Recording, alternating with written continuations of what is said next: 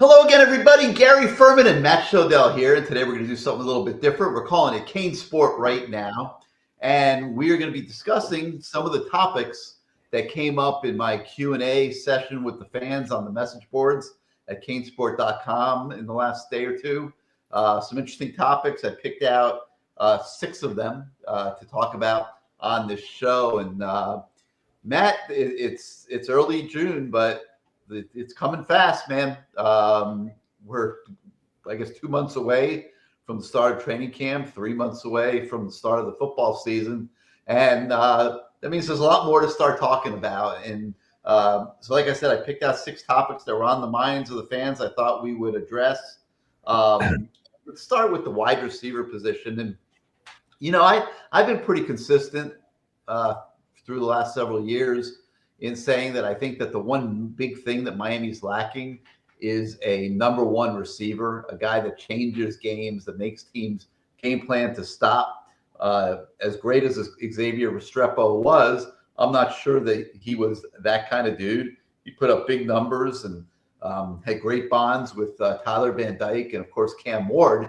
But I'm not sure that he changed games from a X and O strategic standpoint. And when you get into tight games like the Syracuse game, like the Georgia Tech game last year, we won't even talk about the bowl game. That was a total waste of time.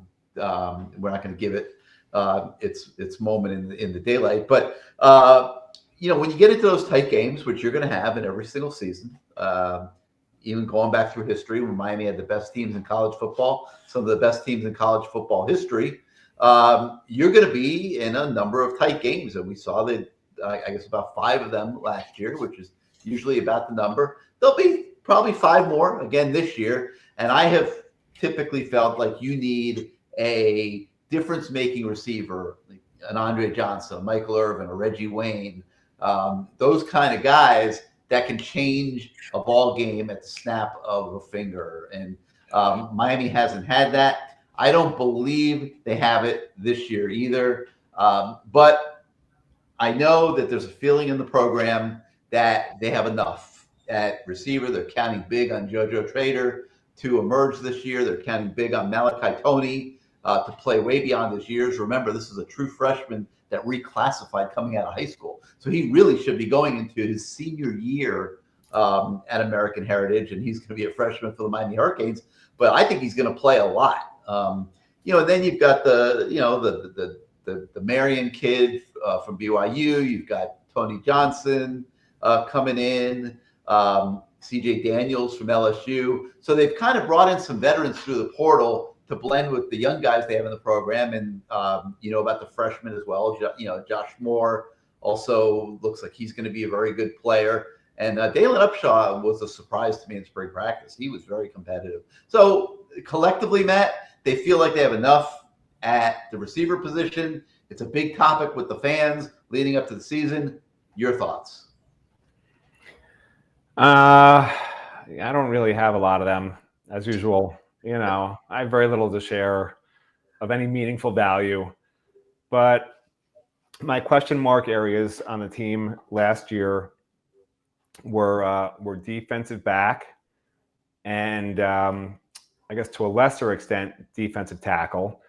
And those really were probably the 2 biggest areas, as it turned out, that were weak points for this team. And this year, if I point to 2 weak points, it's going to be wide receiver and defensive tackle. So, to sit here right now and say everything's great at receiver, fans love to believe that guys they haven't seen are the best players on the team. Luke Nickel is better than Emory Williams because we've seen Emory Williams and we haven't seen Luke Nickel. Malachi Toney is better than Ray Armstrong because we've seen Ray Joseph because we've seen Ray Joseph and we haven't seen Malachi Toney, right? You can go down the list. It's just the way fans operate. The guy who is the 4-star or 5-star is always going to be better, even if he's never played, than the guy who isn't a superstar. And how many superstars does every team have, right? Not that many usually.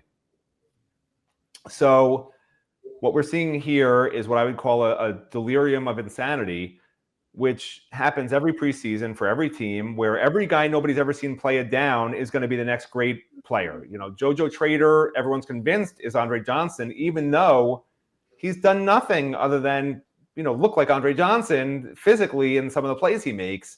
And you don't know yet what he's going to be, right?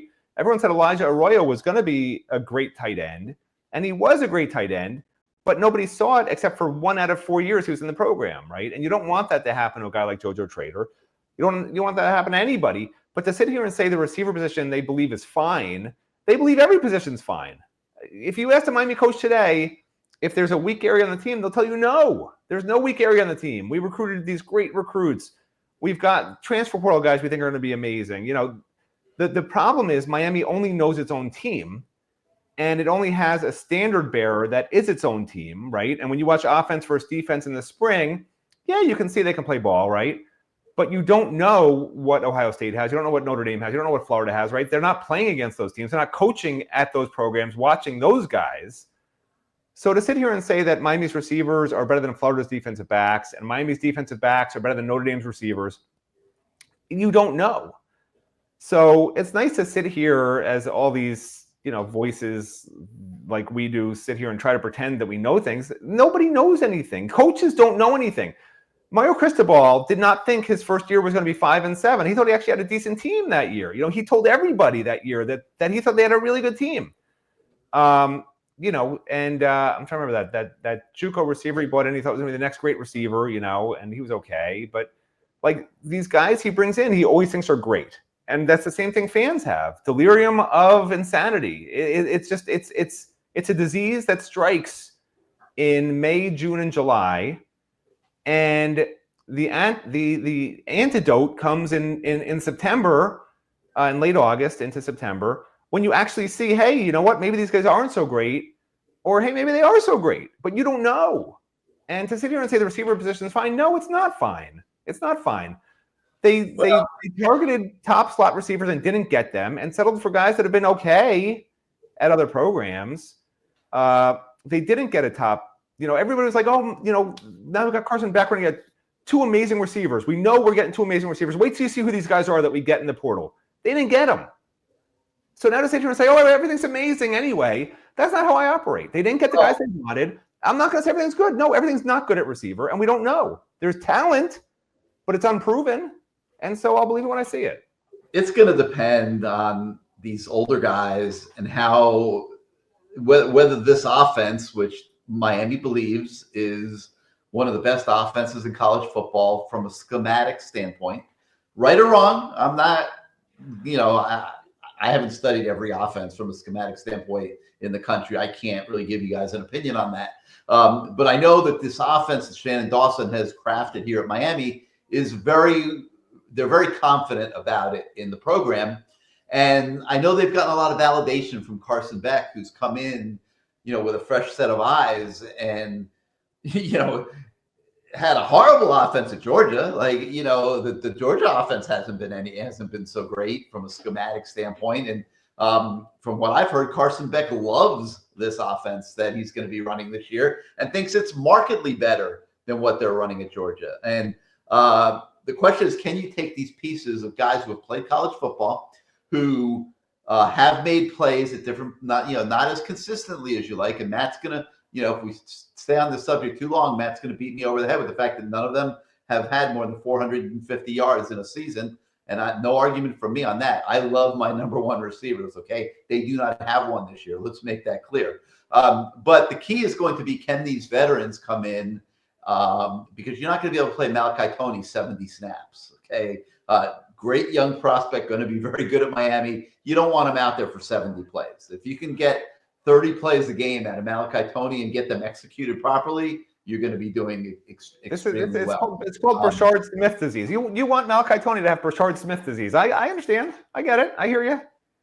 Well, I just don't think I think that's going to be receiver by committee. And you're going to have a lot of guys getting 30, 40 reps a game, which is fine. But the key is going to be their capability to develop and be a better player at Miami than they were in their previous stops. And let me ask you a question. When you draft your fantasy football team, do you not take guys because you think they might get hurt? You know, a guy, oh, this guy is going to be a featured running back. He's going to carry the ball 25, 30 times a game. He'll never make it through the season, so I'm not going to draft him. Or do you draft him because he's a guy who's going to have the ball all the time? Like, I don't understand where this comes from, that you can't have – you can't play a guy more than 30 snaps because he weighs 180 pounds. Like, I don't know where that comes from. If the guy's the best player, he might get hurt, he might not get hurt, but you play him, you know? It's not just physical. Can he physically handle running around for 70 plays? It's, can he run the right routes? They did it in high school. They played both ways in high school. Can he make the proper adjustments? Miami changes plays a lot. What's called in the huddle is not always what's run on the field once the quarterback surveys the defense. You got to know what the hell you're doing out there. And a true freshman is much less equipped, who has never played college football, to be able to do that. And that's a different argument. Yeah, if he hasn't learned the offense, of course, you have to put him in some place he knows. So if you could get him to run 30 good plays, you're way ahead of the game. And that's what I'm mostly talking about. So, I think that's the key. The older guys got to come through. They got to be better. I look at a guy like Marion, who, is one of the best kick returners in the country. Can he take that kick returning ability, bring it into the Miami offense, and be a big time player? Same thing with like a Tony Johnson, for example, CJ Daniels. CJ Daniels put up some monster plays when he was at Liberty, and fell off the map a little bit, due to some injuries and things. And I hear he's healthy now. So those will be the variables that they're dealing with at the receiver position, and we'll see what happens. But it's a very pertinent subject. There's a reason why it is on the forefront of so many people's minds, and so I thought it would be a good one to lead off with today. All right, another big question, Matt. Shifting gears here, everybody wants to know about Damian Lewis, the defensive line position, and what D-Lew is getting done in his return to Miami. And I know I'm the guy with the orange and green colored glasses. No argument, everybody. I do tend to see things a lot more positively than Matt Shodell does. But I like real. It's just how about having a real conversation? That's all. Not everything's always great. Some things are great, some things aren't. Like, just acknowledge the not great things too. That's all.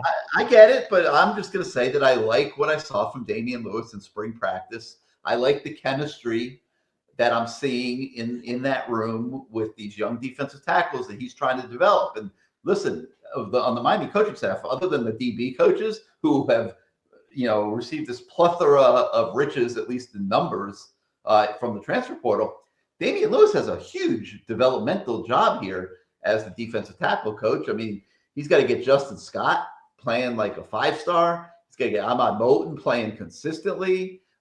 He's got to take a defensive tackle from Louisiana Tech and David Blay and make him a P4 stud here at Miami, because that's what they're counting on him being.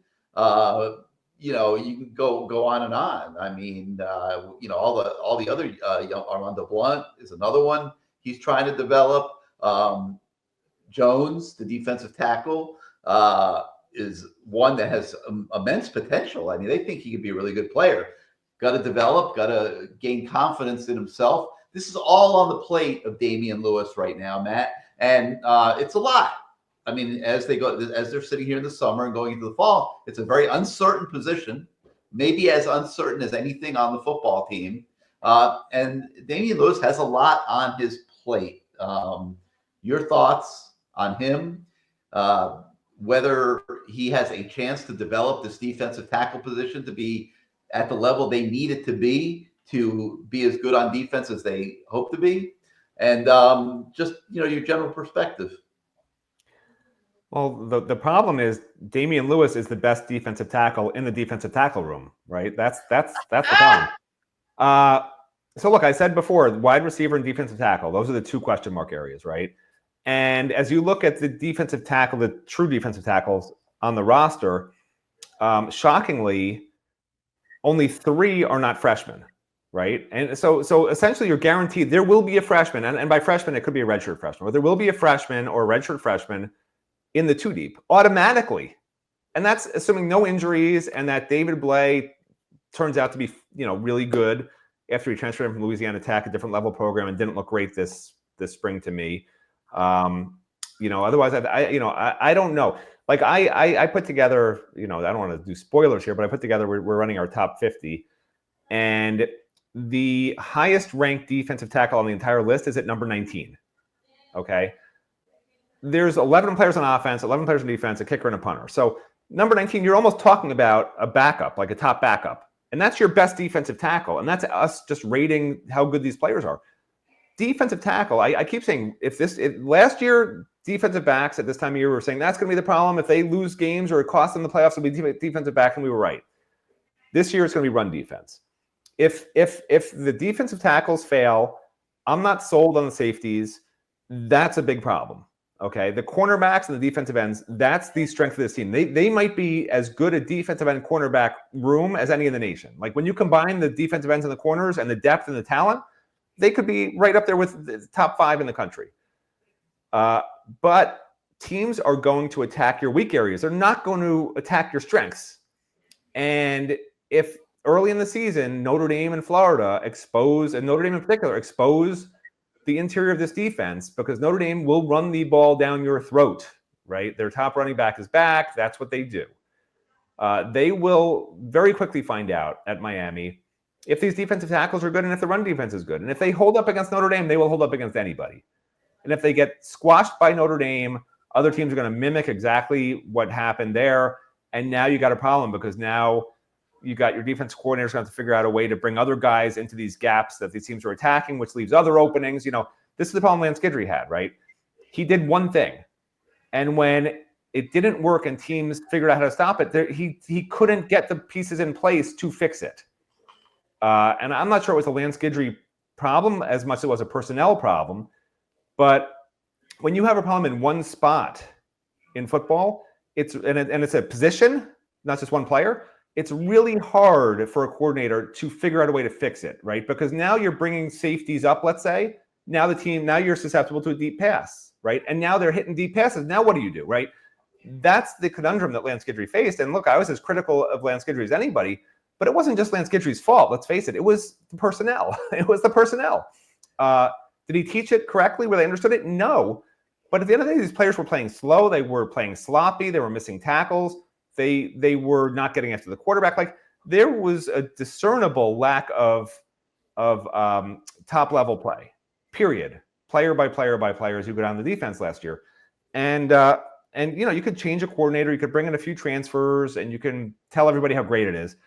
But until you see it being great, you don't know. So like at receiver, I'm going to say defensive tackle remains a major question mark. Run defense remains a major question mark. And as Notre Dame draws up its game plan for game 1 next season, that will be the key point of their emphasis, will be running the ball successfully between the tackles and hitting quick passes to keep those defensive ends off their game and keep the cornerbacks from being able to really get a jump on a deeper ball, because Notre Dame's going to have a new quarterback. So it's going to be on Miami to figure out how to stop that attack, because it's pretty clear that's what Notre Dame will do. And if Miami can't stop that, good luck. Good luck the rest of the season, because other teams are going to just emulate it. Yeah, I mean, great point. Great point. We're going to find out everything that we need to know about defensive tackles in that first game. I mean, it's an obvious place for the Irish to attack right up the middle. Make Miami prove that they're better there and that they can stop the run up the middle. And we will get a lot of answers on opening day. But the development of the defensive tackles work that's going on this summer into the fall puts the spotlight on Damian Lewis. That's why so many people are interested in him. And I think D-Lou's going to do a good job there. I really do. I think the kids have good chemistry with him, and vice versa. And I think that's going to work out. We'll see how that goes. All right, man. Obviously, everybody wants to know about Carson Beck, and we're limited in what they say. We're hearing things secondhand. Everything that I'm hearing, not surprisingly, is positive. Carson Beck's got to come through for this program, and here's the reason why. Okay, Matt just recently did a story on the backup quarterbacks and who Emory Williams, Luke Nickel. There's those guys are here and Carson Beck is up here in terms of being able to execute an offense, read defenses quickly, get the play headed in the right direction, and allow the Miami offense to max itself out this year like it did last year under Cam Ward. And that's why they went to the portal. And anybody that was offended by it and says, oh, geez, they should be letting Emery or Luke Nickel play as a true freshman, I'm sorry, that's just totally misguided. I mean, Carson Beck is at a whole nother stratosphere. Not necessarily that he's got a much greater, stronger arm or anything like that. That's not what we're talking about. If you watch them all throw, they're all pretty similar in that regard. It's just in his grasp of what to do, when to do it, and where the ball needs to go, and his ability to do it quickly. Matt, quarterbacks have to make these reads. They're split-second decisions, and much faster than the fan who's watching the game really thinks about. But they got to be able to look, process, decide, boom, the ball's got to be gone. So I love that they have Carson Beck. I love that I'm hearing that he's doing well in practice. I think by the time we get to the beginning of the season, he's going to have a chip on his shoulder the size of I don't know, Chicago, or whatever you want to say. He's going to have a pretty big chip on his shoulder. And how about South Bend, Indiana? We'll use South Bend, Indiana, since we're playing Notre Dame. People are doubting Carson Beck, Matt, but there's nobody inside Miami football that's doubting Carson Beck. I think this offense will be great for him. I think he's going to have a lot of motivation and a chip on his shoulder. I think Carson Beck is going to have a great season this year. Your thoughts? Carson Beck is, to me, he's like the Sydney Sweeney of quarterbacks. Sydney Sweeney, this is true. She's turning her bathwater into soap and selling it for $8 a bar. And Miami fans are like buying Carson Beck's bathwater. Like, they're in love with him. She looks pretty. He's throwing some pretty passes at Georgia. But like, this is a whole new start. And I actually was hanging out with some Georgia fans not that long ago, and they don't like Carson Beck. They don't think he's good. They didn't want him back. They think Miami was stupid to take him. I hope Carson Beck has a chip on his shoulder. He should, because he was the Heisman front runner entering last season, yeah. And now nobody likes him, and everyone thinks he's a head case. There's no bigger challenge in it. And if you're an athlete like myself, that's what gets you going. You want people to hate you. People hate me. I'm an athletic journalist because people hate me, and I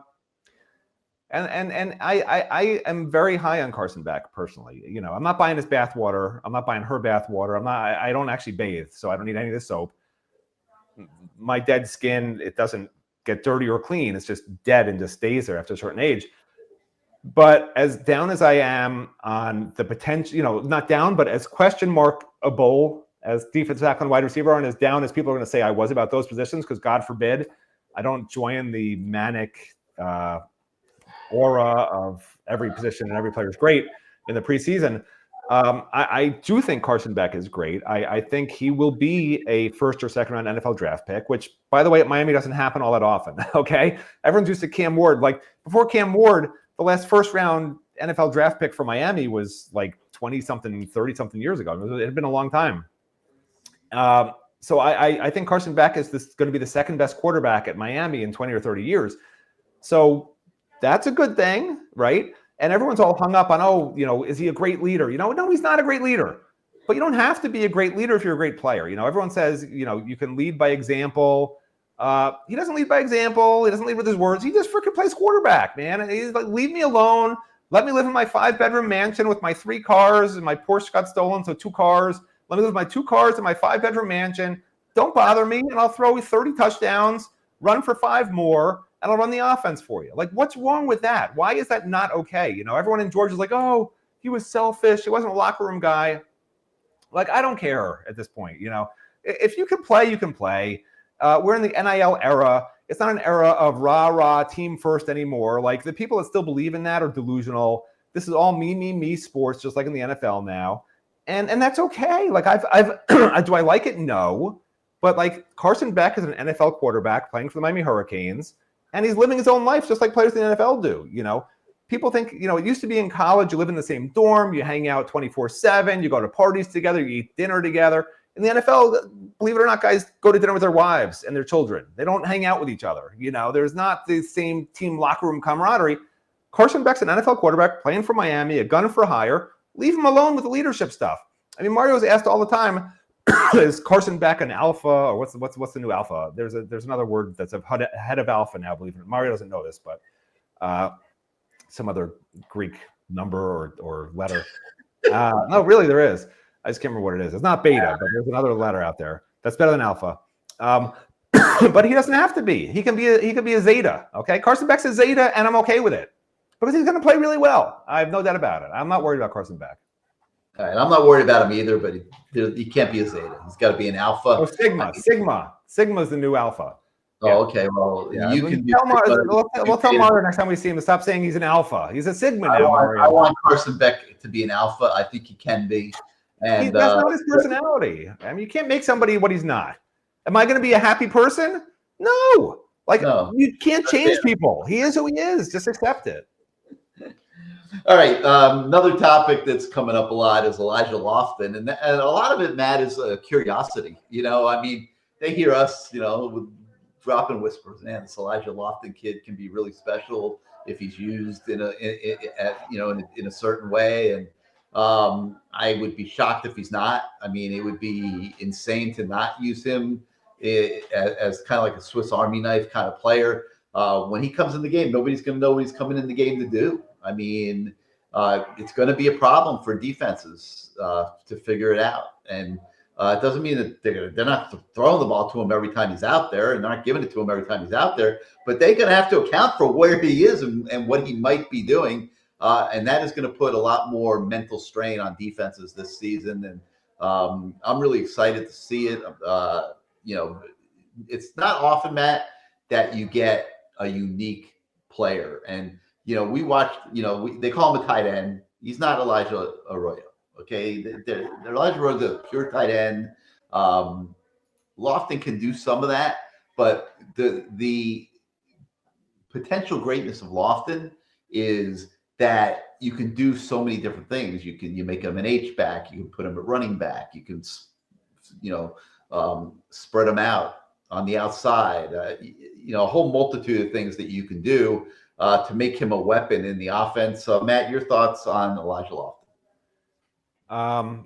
Well, nobody's watching anymore anyway, but I'll share my thoughts anyway. He bulked up from last year, so I was actually a little concerned when I first saw him this spring. He looked bigger, he looked heavier.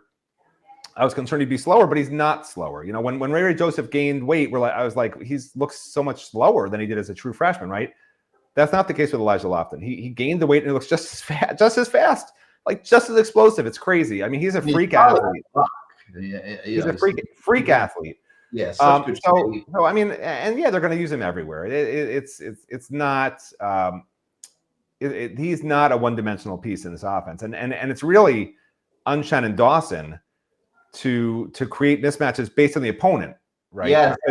Because there'll be some games where he should maybe be more of a blocking tight end than a receiving tight end. Other games he should be split out wide. Other games he should be at running back. It just depends if it's a smaller defensive front, right? You want to use him at running back a little bit more, right? And pound those guys down and just find out the mismatches and put him in position to make plays, because he is a freak. But to me, the bigger question isn't will Elijah Lofton be good? He's clearly going to be an outstanding player and probably one of the top 2 or 3 receivers on the team. To me, the bigger question is if Shannon Dawson makes the right decision with the number 2 and number 3 tight ends, because he uses, if you look last year, I think he used 4 tight ends for 200 or more reps, each of them, and certainly uses 3 in a heavy rotation. And this year with the receivers, not even as proven as last year, it might even be a heavier dose of tight ends, because it's a really, really good tight end room. And I'm not so sure watching Alex Bowman. Alex Bowman's slow. I watched him. He's a long strider. What he's good for is red zone. He is tall and lengthy, and he has great hands. But if you're looking for him to get open in the middle of the field, he's just not really one of those quick tight end guys. He's not one of these big, fast tight end guys. He's just a lanky, slower, really tall tight end, and he's a decent run blocker, not a great run blocker. So I'm hoping at some point, I was watching Luka Gilbert and Brock Schott, and like those guys, man, they're going to be NFL players. The question is, can they get there fast enough? Because Luka Gilbert needs to put on 20 or 30 pounds. He just has to. But even at his current weight, he is Alex Bowman. He's a faster Alex Bowman, right? Little bit less physical. Well, quite a bit less physical. But he's a faster version of Alex Bowman and just as tall, actually taller, just as big a wingspan. So to me, does Shannon Dawson put the faster version on the field or go with the more veteran guy they took in the portal? And then Brock Schott, sorry, I'm getting over something called boredom. Brock Schott is a really, really good player, but he's you're bored too, I understand. But he's somewhat in the same mold as Elijah Lofton, right? So I don't know that you can play both those guys in conjunction with each other. It doesn't really work so well. But I expect when Elijah Lofton's not in the field, Brock Schott should be his replacement, And I think both Brock Schott and Luka Gilbert, they should be 2 and 3 in reps, in my opinion, just watching this spring. And Bowman can be 4th, even though he was at Tulane and he had a ton of touchdowns, like whatever. He's the touchdown guy to me. Like, he's not a guy who should play 30, 40 reps in a game. Give him 20 reps, most of them in the red zone. Well, a big issue here is they added Charmar Brown in the transfer portal. And so the question becomes, now that they have this Charmar Brown, who's theoretically running back, the complement of, you got Jordan Love, you got Fletcher, and now you got Charmar Brown there too. Does that impact how they use Elijah Lofton? And that's a question we can't answer at this point. We'll have to see when the season. Oh, I do expect them to do a lot of different looks where they're going to put Elijah Lofton lined up next to Carson Beck with a running back on the other side of Carson Beck. And now you can do a lot of motion stuff out of that. You can even have handoffs to either side, pitches to either side. Defenses will have to kept on their toes. So, there's just a lot of different things you can do. Yeah, Shannon Dawson, he's got a lot of options available to him this year. No excuses. No excuses, Shannon. This is his year to prove that it wasn't Cam Ward's offense, because he had Tyler Van Dyke's offense, Cam Ward's offense. Now we need to see Shannon Dawson's offense. Yeah, big year for Shannon Dawson, no question. A lot of strategic pieces to work with. Not that great number one receiver like we talked about, but a lot of pieces to scheme with. All right, Matt. We just came off of a big recruiting weekend. 17 official visitors, and the one constant from all the stories that we've had at CaneSport.com on those visits was positivity. There are every single review from every recruit, maybe but one, was very, very, very positive. Your thoughts? Like, I think they're really, again, it's, I might as well just wear these through the whole show, because I like what I am seeing at a lot of different levels in this program. And like, I'm hoping that we finally have a season coming up here where from start to finish, it all pays dividends. But the recruiting job that they are doing at Miami right now is sensational. They're getting high-level kids in for visits. The kids are having a great time on visits. Miami is in the game. Your general thoughts on recruiting, and then I'm just going to bring the other topic that was raised into this conversation. Everyone wants to know, can we have a top 5 recruiting class this year? I'm going to go out on a limb and say absolutely they can and will have a top 5 recruiting class this year. To me, the question is, can they get to number 1? Right now, they're at number 7. Yeah, I mean, they could, but the best part, look, and the guy you mentioned who didn't have a great visit was Malik Morris, so I don't think Miami's that interested in. But from what I understand, talking to the recruits off the visit, the best part of the visit was they had a treasure hunt where coaches hid bags of $1,000 bags of money all around campus. And the players would go and oh, here's my NIL bag. Here's my NIL bag. And they had little clues to find their bags of $1,000 bags. Let me tell you something. Obviously, you're joking, but that's not so far-fetched. I mean, it's like kids today are getting paid to visit schools. I think it's a great idea. I would, you give different like clues. It helps them discover the campus, right? Different clues, like, I can't come up with a good clue right now. But they really do have to have a budget for official visits now. Like, you got to pay kids to visit you.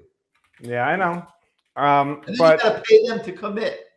Yeah, I was going to say it's one of my clues. I was going to say where Andrew Swayze used to work, but nobody would know where the $1,000 was. So, because that was too long ago. That predates me, or actually, that doesn't predate me, but it dates me for being very old.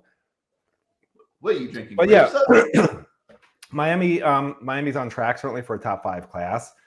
And Mario, this is what Mario does. Top level recruiter. We always said this. This was never, and people say, oh, I'm so negative. I'm negative about the stuff that people ask about, because a lot of times people ask about the things that they already know are negative, right? They're like, oh, what do you think of the receivers? They're not asking because they think the receivers are great. If they thought the receivers were great or knew the receivers were great, they wouldn't be asking us. So that's why I always seem negative, because people are asking us about stuff that they're not sure of, and they're not sure because there's question marks about it. But there's no question mark around Mario Cristobal as a recruiter. Probably top coach in the country, top head coach in the country as a recruiter, period. Like, I will, that could be on my tombstone. Mario Cristobal is the greatest recruiter in the country. You can put that on my tombstone because I'm getting cremated. So I don't care. You can pay for my tomb and put whatever you want on the stone.